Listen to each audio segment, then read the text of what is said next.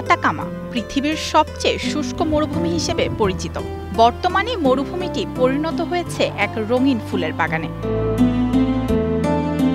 এই মরুভূমিতে অসময়ে বৃষ্টিপাতের কারণে বালির নিচে থাকা বীজ থেকে জন্মেছে বুনো গাছ, যাতে ফুটেছে সাদা ও বেগুনি সহ রং বেরঙের ফুল, যা দেখতে ভিড় করছেন অনেক পর্যটক।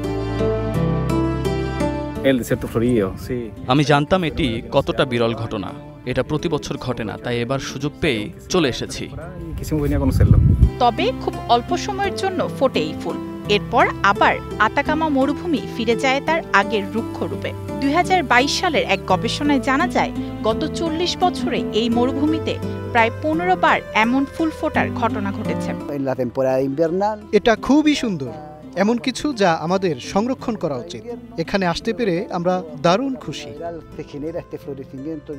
আতাকামায় এই স্বল্পস্থায়ী ফুল ফোটা যেন এক প্রাকৃতিক বিস্ময়, যা দেখার প্রবল আকাঙ্ক্ষা পর্যটকদের, আর সেই সুযোগ কাজে লাগানোর চেষ্টা করছে Chile. Mayashika Rahman, star news.